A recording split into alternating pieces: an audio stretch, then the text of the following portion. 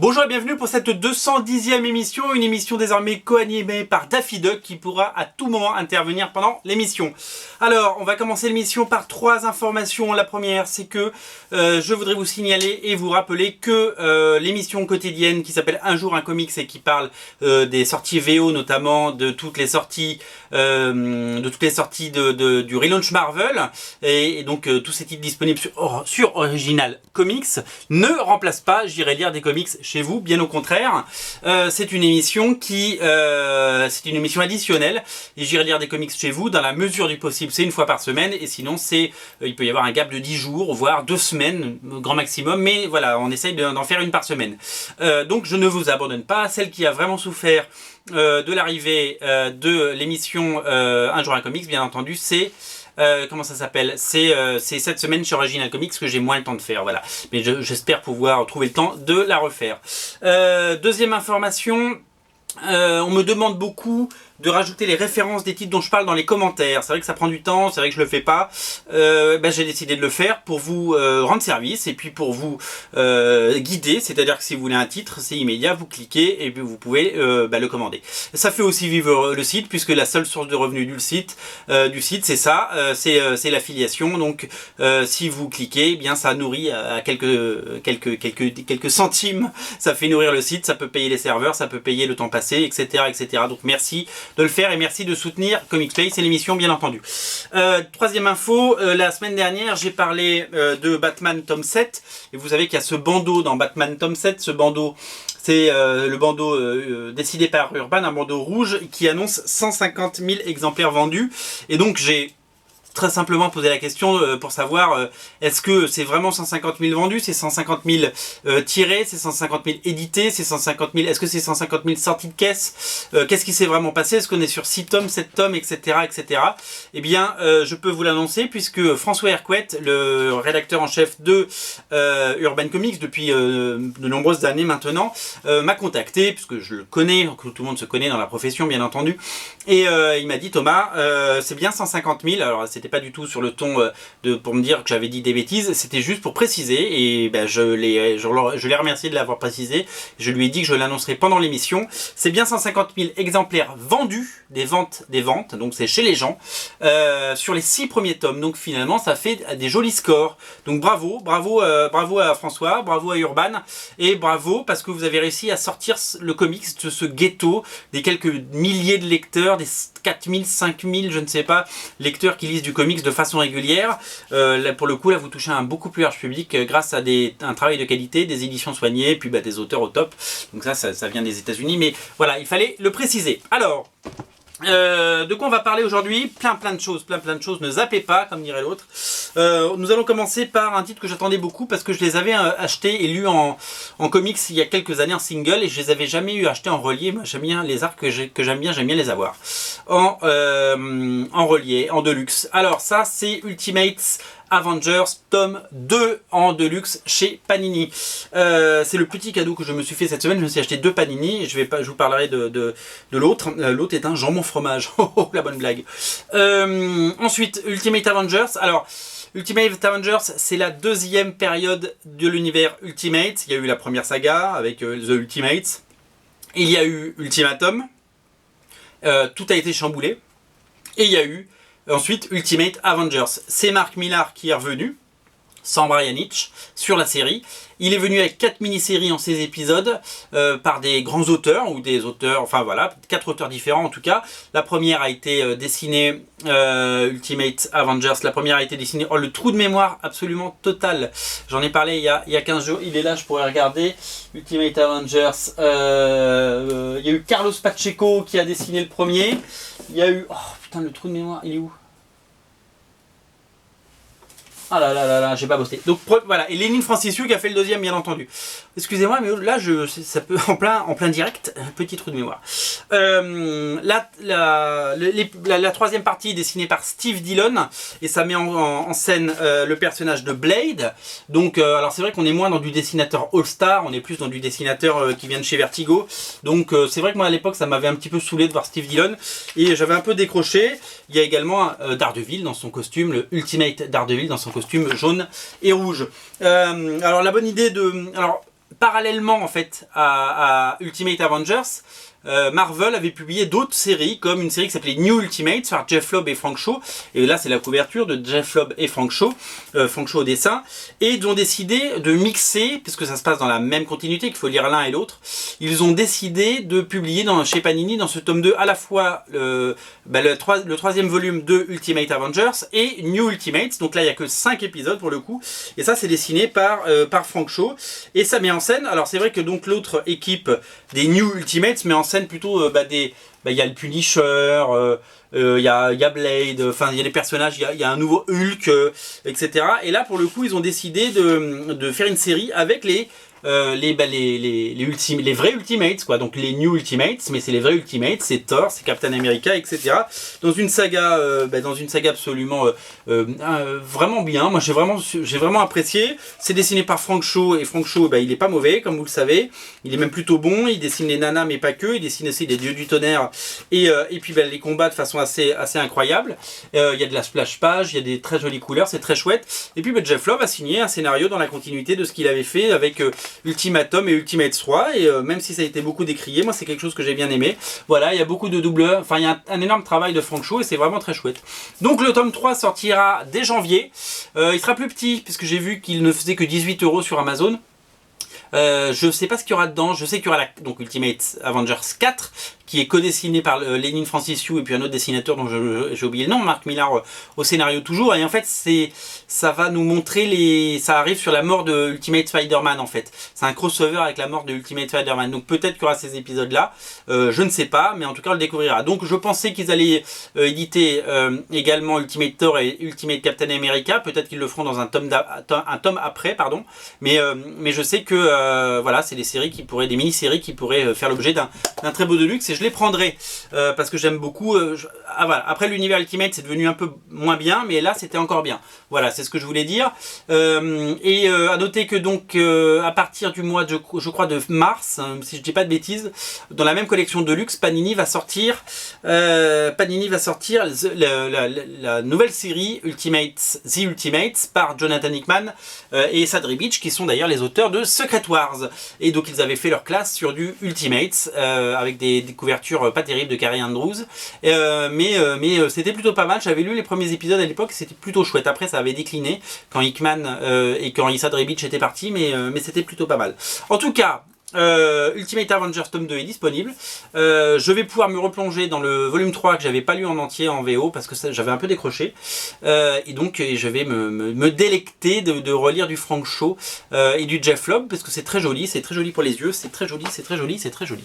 Alors deuxième deluxe que je me suis offert, et celui-là je l'attendais, c'est les Spider-Man. Donc alors il n'y a plus de numéro sur le dos, on appelle ça un dos là, c'est pas une tranche, c'est un dos. Il n'y a plus de numéro, mais c'est quand même le volume 4 de la saga Un jour nouveau de Spider-Man, où vous savez, après Un jour de plus, qui est des épisodes dessinés par Joe Quesada sur un scénario de Straczynski retravaillé par Quesada. Peter Parker avait vendu son âme au diable, avait oublié toute une partie de sa vie, notamment son mariage avec Mary Jane, qui avait été complètement effacé. Et donc voilà, il y a eu des épisodes par Steve McNiven, Chris Bacalo, Salvador Larroca, il y a eu plein de choses.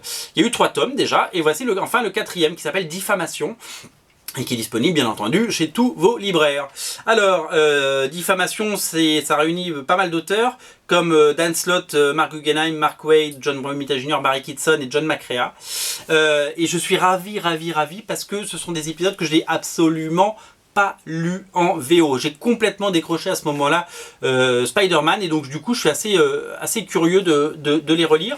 Ça reprend les épisodes, pour tout vous dire, je n'ai pas en tête, je vais vous le dire, ça reprend les épisodes de 581 à 583. Alors beaucoup me demandent, mais ce sera le dernier? Non, ce sera pas le dernier, parce qu'il y a encore beaucoup d'épisodes. Alors je sais pas si Panini va tout éditer ou tout rééditer, parce que tout est déjà sorti en kiosque bien entendu, mais il y a beaucoup d'épisodes encore à faire paraître, puisqu'il y a tous les épisodes par Michael Lark, il y a vraiment tous les épisodes par Marcos Martin.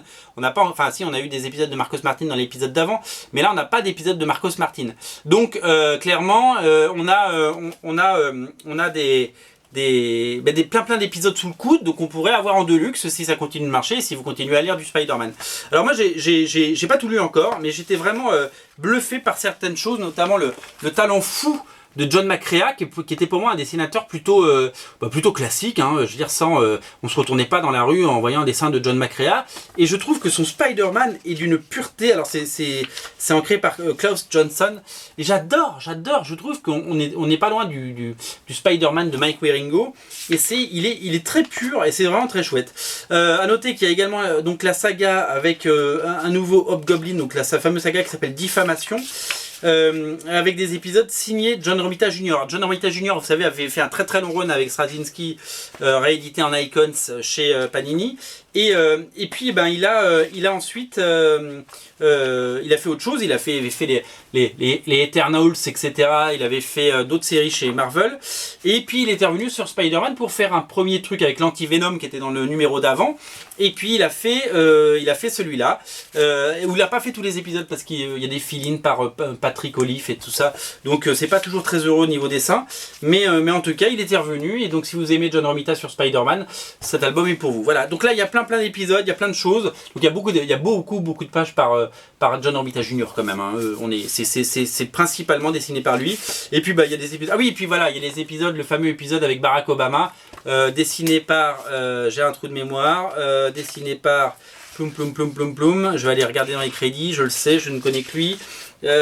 Par Todd Nook qui est sur un scénario de Zeb Wells. Voilà, c'est un deluxe, ça doit coûter environ 29 €, je crois que c'est le prix que je l'ai payé. Je n'ai pas encore tout relu, mais je suis dessus et je prends un vrai plaisir parce que voilà, j'adore Spider-Man, vous le savez, et je trouve que je prends un véritable plaisir à relire tout ça. En tout cas, c'est disponible et j'espère qu'il y en aura plein d'autres et que j'aurai l'occasion de lire tous les épisodes que j'ai pas lus.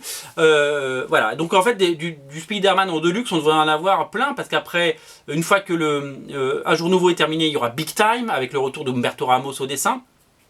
Il y a tous ces épisodes là et après, je veux dire, il y a une tonne d'épisodes encore à éditer, donc de toute façon on va en avoir beaucoup. Donc non, ce n'est pas le dernier épisode. Chez Glénat, je ne suis pas peu fier de vous présenter un titre un des derniers titres que j'ai dit chez Glénat, parce que il va commencer à y en avoir de moins en moins. On a eu Shaolin Cowboy, on a eu Demen, et puis le troisième tome enfin de Fiction Squad. Alors Fiction Squad, c'est un spin-off de Fairy Quest, vous le savez. C'est une série qui est un peu passée sous le radar, j'ai l'impression, parce qu'elle est sortie un peu pendant l'été, ce qui est une chose, et puis elle est un petit peu également sortie, sans pub, hein, on peut le dire. Il n'y a personne qui a parlé de ce titre, donc forcément quand on n'en parle pas et qu'il n'y a pas de pub et qu'il n'y a rien, voilà, c'est le sort de toutes les BD qui sortent. Hein. Il y a des BD qui sortent par container entier chaque semaine, et il y en a sur 100 qui sortent, il y en a 10 qui marchent et les autres, voilà. Alors ce n'est pas quand même un four, puisque je crois qu'on est à 3000 lecteurs sur le top 1, ce qui est pas mal, hein, ce qui est même très bien, mais on est quand même à 3 fois moins ou 4 fois moins que Fairy Quest. Donc ça c'est bien dommage. Fiction Squad tome 3, donc le spin-off, donc ça c'est les aventures de Frankie, détective dans le même monde que Fairy Quest. Donc on arrive au bout de l'enquête. C'est Paul Jenkins qui scénarise, c'est Ramon Bax avec qui il avait fait travailler sur Civil War Frontline, ligne de front, qui dessine. Et je voulais vous parler de la petite particularité de cet album, et on n'en avait pas trop parlé, alors je vous montre un peu les intérieurs évidemment. C'est qu'au dernier moment, on a réussi à avoir l'autorisation d'éditer 6 pages d'une série qui s'appelle aujourd'hui, qui est Kid Detectives, et vous reconnaissez peut-être le dessin. Le dessin, il est signé Humberto Ramos. Alors Humberto Ramos et Paul Jenkins ont fait 8 pages de Kid Detectives, qui est en fait, alors pour vous expliquer, c'est la première version c'est la première version de Fiction Squad. C'est-à-dire que, comme vous le voyez, là, vous avez une enquêtrice avec son acolyte à côté, et on pourrait se dire, mais c'est quasiment les mêmes personnages, mais c'est pas tout à fait, parce que là, c'est une fille, notamment. Et puis le mec, il a plus une tête de Sherlock, son acolyte, et donc, du coup, on se dit, mais c'est bizarre, on dirait du Fiction Squad, mais c'est pas du Fiction Squad. C'est la V1. C'est la V1 de Fiction Squad. C'est avant qu'il en fasse une série financé sur Kickstarter, publié chez Boom aux États-Unis et par Glénat en France. voilà, il avait fait une première version avec Ramos. Finalement, avec Ramos, ils ont fait Fairy Quest. Et donc voilà, donc il reste ces 6 pages. Donc elles sont en bonus à la fin. Voilà, c'est cadeau, c'est le même prix, hein, c'est 13,90 la BD, il n'y a pas de supplément de prix, c'est simplement, voilà, vous avez 6 pages d'Humberto Ramos, il n'est pas crédité sur la couverture, ça s'est fait au dernier moment, vraiment au dernier moment, ça a été traduit bien traduit en urgence, mais ça a été, voilà, on a pu les mettre et je suis ravi parce que ça complète le truc. Donc on a nos 3 tomes de Fiction Squad, la série est fun, c'est très drôle, c'est très riche, Paul Jenkins est très inspiré, donc voilà, si vous avez aimé Fairy Quest, n'oubliez pas de jeter un œil sur cette série, elle le mérité. Je crois qu'elle n'a pas eu le succès qu'elle aurait mérité, mais c'est l'histoire de ma vie dans le monde de l'édition. Chaque fois que je fais quelque chose, ça se termine en eau de boudin. Voilà.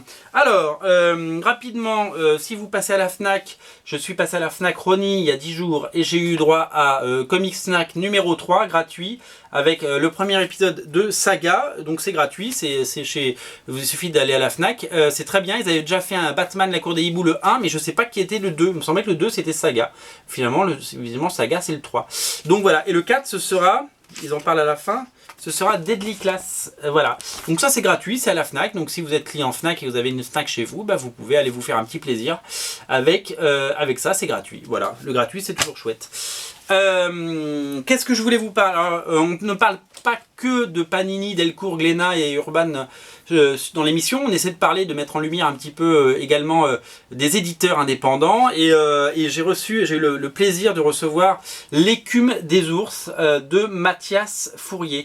Alors, qui est Mathias Fourier? Vous le connaissez peut-être si vous êtes un vieil adepte de l'émission et vous connaissez peut-être Jim Dandy. Jim Dandy est un dessinateur français. Donc c'est l'alias de Mathias Fourier. Mathias Fourier, c'est son vrai nom. Il a fait une bande dessinée de super-héros qui s'appelait Captain LSD, qui est sortie il y a quelques années, dont j'avais parlé il y a quelques années, et que j'avais beaucoup apprécié. D'habitude, je suis un peu hermétique à ce genre de projet un peu underground, et en fait, j'avais adoré parce que c'était d'abord très bien dessiné, et en plus très chouette. Et puis, bah, comme il est dessinateur, alors il a un travail à côté, hein, il fait ça à côté, mais il a décidé de, à la fois, écrire et dessiner une histoire qui s'appelle L'écume des ours, et je vais vous en parler, mais en plus de l'éditer. Et donc voilà, il a créé un label qui s'appelle Megalo, et il a un site internet sur lequel vous pouvez en exclusivité acheter ça. Je vous mettrai le lien donc dans les commentaires, et donc je vous mettrai le lien sur Comics Place également. Et donc L'écume des ours, on n'est pas du tout dans le on est dans le format comics, hein, c'est broché, c'est 22 pages agrafées. Mais on est vraiment dans la bande dessinée, ça pourrait faire un petit peu bande dessinée française, au type autobiographique, etc. C'est une histoire d'amour, entre un mec qui est très poilu, et donc il a des cheveux et sa barbe, et en fait on ne voit pas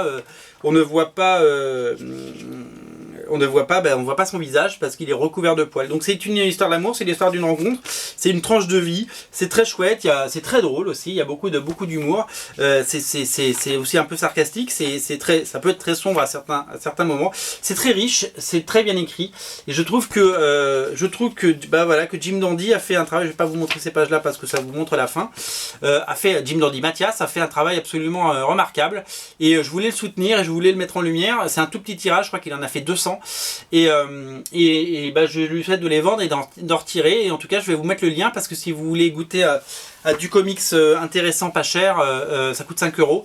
Je pense que voilà, il y a aussi des formules où vous pouvez le précommander avec une dédicace pour 15 ou 20 €, donc avec un petit dessin, etc. Donc soutenez les auteurs indépendants, soutenez ça, c'est très chouette. L'écume des ours, pour moi ça a été une vraie révélation, et quand vous l'achetez vous avez des goodies. Il y a un poster, il y a une trading cards, voilà, donc il a bien fait le boulot, il a bien fait le job, et donc bravo Mathias, bravo Jim, voilà, en tout cas super boulot. Qu'est-ce que je voulais vous dire en dernier? Alors, comme je vous ai dit, cette émission, elle est vraiment, j'irai dans des comics chez vous, elle est vraiment consacrée aujourd'hui à la VF. Et parce que c'est ça qui plaît, c'est ça qui vous plaît, c'est ça que vous lisez. Mais je ne me prive pas du plaisir de vous parler de la sortie de certains titres en VO. D'abord pourquoi? Parce que les émissions en VO à Joueur Comics sont vues 3 fois ou 6 fois moins pour certaines que ces émissions-là. Donc s'il y a certains titres dont j'ai envie de parler, eh ben, je trouve qu'elles ont tout à fait leur place et vous pouvez pas m'en vouloir. Papa m'en vouloir. Et donc voilà, donc je voulais juste vous montrer très vite, je vais pas vous embêter. Je voulais vous montrer que ça c'était sorti, c'est Uncanny X-Men 600 par Bendis et tous les dessinateurs qui ont travaillé avec lui sur son run des X-Men. Ça je vous en parle parce que j'ai adoré. J'ai adoré tout le run de Bendis sur X-Men. Je sais qu'il a été très critiqué par certains. Moi j'ai adoré et je trouve que c'est une très belle lettre d'adieu aux X-Men et j'espère que ce n'est qu'à nous revoir. C'est très très beau et je voulais aussi vous remercier de par la présente pour le succès que vous avez accordé à ce titre sur Original Comics, parce que c'est un titre qui, comme il fait 40 pages, il coûte un peu cher.